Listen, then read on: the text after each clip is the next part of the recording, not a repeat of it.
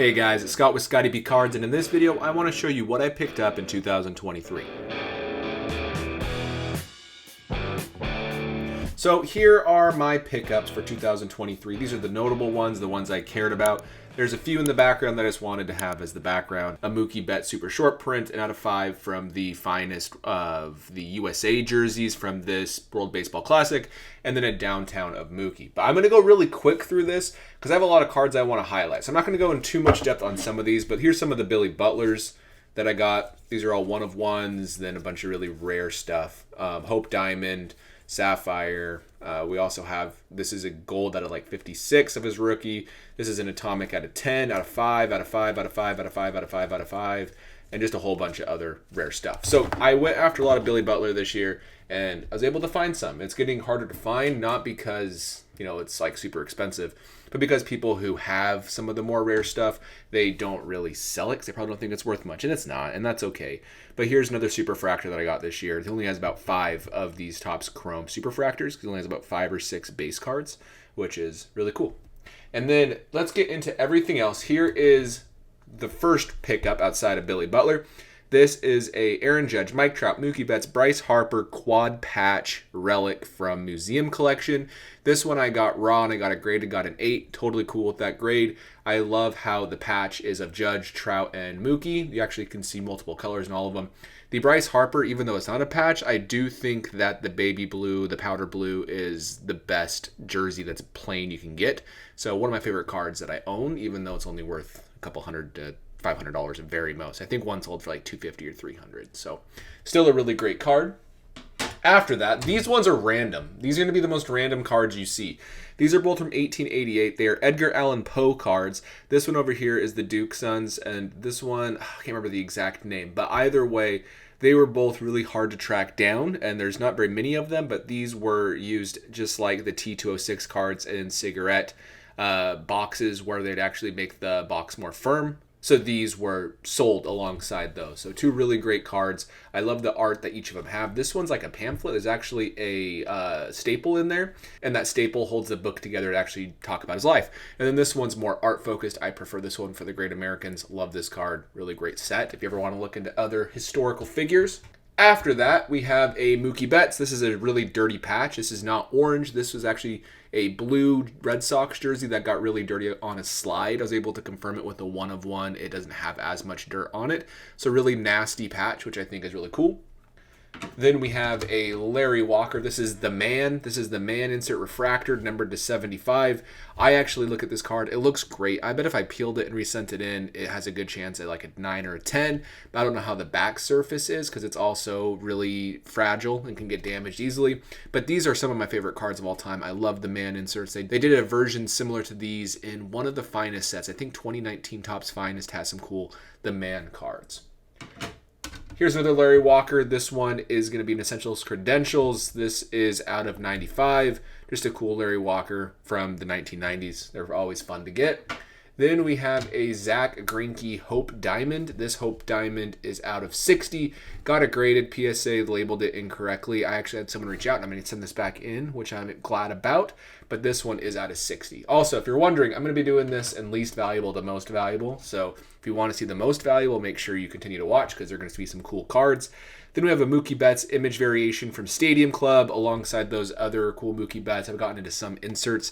More of a rookie guy myself, but for some players I have exceptions for specific parallel sets and more. But this is a Mookie Betts. This is a short print, maybe even super short print in the golf cart from 2019 Stadium Club. Then these 2 cards kind of go hand in hand. These are 2 Goldschmidt Gold rookie refractors. Goldschmidt only has 2 sets his rookie year that have a rookie logo and have gold refractors, and these are them. So he has 0 actual rookie autographs as well. His cards are extremely hard to find, and especially in decent condition. So overall, really love these 2 cards. Again, both numbered to 50, and something about a gold Goldie just makes me happy. So I love those 2 cards.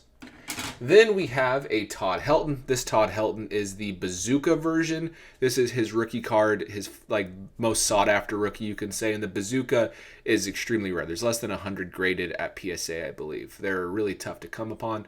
And I was able to get this for a good deal, and they've gone up since his Hall of Fame election. He's either going to happen this year or for sure the next year. He's really close. So people have paid attention to this card. I was able to snag it for a good price earlier this year. After that, this is a weird card, but this is a Mookie Betts. This is 2014 Topps Stadium Club rookie autograph. It says Gem Mint 10, but that's just the autograph grade. The guy only got autographs graded. I was able to snag it for significantly less than what it's worth because of that, and I was able to have a save search specific enough where no one else saw it because it didn't have the name of the set or anything. It just said Mookie Betts autograph or something like that. But either way, really great auto on that card. I'll probably get it regraded. It is authentic. It is a 2014 card. He does not sign outside of 2014, and that is his 2014 signature. Then we have another 2014 Stadium Club. This is the rainbow foil out of 25. This is the lowest numbered of this card that's actually numbered. I think the opening day or the private issue or something, artist proof, one of those things is actually numbered to 10. It just doesn't say it on the card. So actually I view this as better versus a little stamp that's not numbered. But this card looks great in person. This is from his first debut game in Boston, which I think is really cool. And so this is the first inning. A Cubs player got a hit. He didn't field this. He didn't catch it. He just fielded a single. But this is from that first part of his career. After that, we're getting into a little bit bigger cards. This is a Nolan Arenado Atomic Refractor numbered to 5. You can see the numbering to 5 right there. This is great. I love Topps Finest. I'm one of the people that really loves Topps Finest, especially this era where the early 2010s had some great sets and some great parallels. So it's hard to find rare Nolan Arenado cards. This is an Atomic. I do have a Billy Butler of this as well, so maybe I need to go for the full set. It'd be really expensive and probably really difficult. But either way, I was really happy to pick this up from a Nolan Arenado collector on Instagram. I can't remember what I exactly paid for it, but it was, a cool card. So I couldn't pass it up. Continuing the Nolan Arenado trend, I sold one of these last year, and I regretted it really badly. So here is a blue Bowman Chrome autograph. I paid $9.99 for this on eBay, hoping to get a 9, and it got an 8. So overall, it's okay, but the autograph's really bold. I could have gotten the autograph graded, but that's okay. But a blue Bowman Chrome autograph, I had a 9.510 that I sold in 2022 and regretted it. So one of my goals this year was to pick up one of these. So I was able to get this, even though not the best grade. It's just for my PC, which I love. Speaking of PSA 8 Nolan Arenados, here is another one. This one I'm okay with the grade, absolutely. This card's really tough to find. His real one autograph, there's only like 20 graded between the red ink out of 10 and the blue ink out of 10. I think there actually might even be less of the blue ink than the red ink. They were redemptions out of Topps Heritage High Number, and not many people actually redeemed them. And this card was tough to find. One of his very best rookie autographs, if not the best, in my opinion, outside of Topps Chrome, of course. I love Heritage Real 1 autographs, and so to get the red ink out of 10 is great. I also own the Mookie Betts red ink out of 10 from 2014, and they're some of my favorite cards personally. So really happy to add that one. Speaking of red ink autographs, this was a big pickup that I had earlier this year. I actually bought this right before the season started, and a lot of Soto dropped. So this is like one of my biggest losses I've ever had on a card, but he actually had a good year. He got traded to the Yankees, and I'm still a little bit of a loss, and if I can move it for what I paid, I will. If not, I'll just hold it. I think there's a lot of upside to this card. This is the jersey number out of 22. It's even labeled right here, jersey number, which is really cool. Hopefully he's still 22 with the Yankees. I believe he's going to be. But if not, that kind of takes some of the allure out of the card. But either way, really great red ink, real one autograph of Juan Soto. Card looks pretty good. It's a rare 10 auto, so really excited about that. Then we have one of my favorite cards in my collection. This is a Mookie Betts Bowman Chrome Gold autograph out of 50. I got this from a really great friend of mine named Tony. Thank you, Tony. He has one of the best Mookie collections I've ever seen. But this Mookie, it's one of the coolest cards, right? Because it's the Bowman Chrome Autograph Gold, numbered to 50. So overall, I had to sell a lot of my Mookie Betts cards to actually buy this card. And that's one thing I want to say about all of these pickups. None of these, besides maybe the Soto, were actually from my own pocket. All of these were selling cards to buy new cards. So I'll probably sell some of these in the future to buy other cards I like more as I try to, like diamond cutting all the way down to the cards I really love.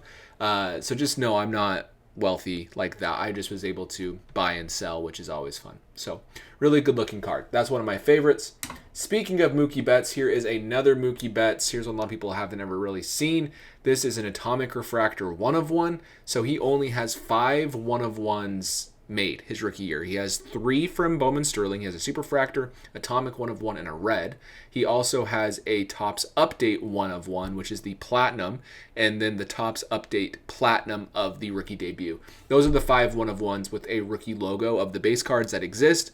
Everything else, like the Heritage card, that was a box set, so those didn't have parallels. Even the, like everything else you can think of, they don't have 1 of 1s. The Stadium Club that I showed earlier, that doesn't have a 1 of 1. I don't believe that is just the, out of 25 is the lowest hard numbered card like I mentioned. So I was really excited to get this one. I don't know what I'm going to do long term. I don't know what the future holds for this card, but still a really great card to get for my Mookie collection.